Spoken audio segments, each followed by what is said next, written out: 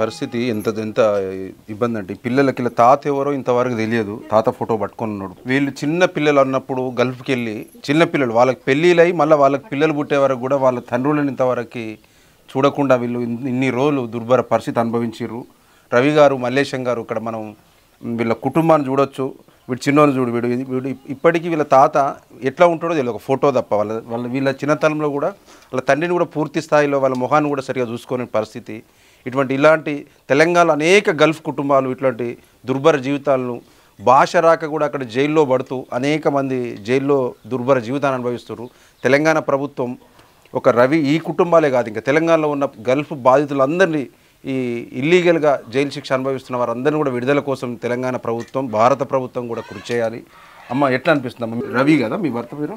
ఇప్పుడు మీకు ఫోన్ వచ్చిందా మీకు రవి వస్తుండని? ఫోన్ వచ్చింది. ఇప్పుడు 20 తారీఖు ఎక్కిస్తామని మాకు ఫోన్ వచ్చింది. మన సార్ కూడా మాట్లాడాడు. మేము ఎక్కడికైనా కానీ సార్ మమ్మల్ని ఎన్నడూ కూడా మమ్మల్ని చిన్న చూపు చూడలేదు. అమ్మాయిలను తీసుకొచ్చే బాధ్యత నాదని మాకు సార్ కేటీఆర్ సార్ మాట ఇచ్చిండు. నేపాల్ పోయి 15 లక్షలు కట్టొచ్చిండు. మన పోయిన సంవత్సరంలో 8 లక్షలు కట్టొచ్చిండు. మన సార్ అక్కడ దుబాయ్ లాయర్లతో కూడా మాట్లాడిండు. మొన్న కూడా ఫోన్ చేసి అమ్మ మీ వాళ్ళు వస్తారు, ఇప్పుడు నేను మీరు అక్కడ వాళ్ళని తీసుకొచ్చడానికి కూడా మీకు వెహికల్ కూడా నేను పంపిస్తామని సార్ మాకు మాట ఇచ్చిండు. ఇప్పుడు నా పిల్లలు ఆయన వేటప్పుడు చిన్న పిల్లలు, ఇప్పుడు ఆ పిల్లలకు ఆయన ఎట్టుంటాడో కూడా తెలియదు. ఇప్పుడు ఆయన అత్త అంటే మాకు చాలా సంతోషంగా ఉంది. మేము మంచిగా సంతోషపడుతున్నాం ఇప్పుడు మనోళ్ళు అత్త అని మాకు తెలిస్తే.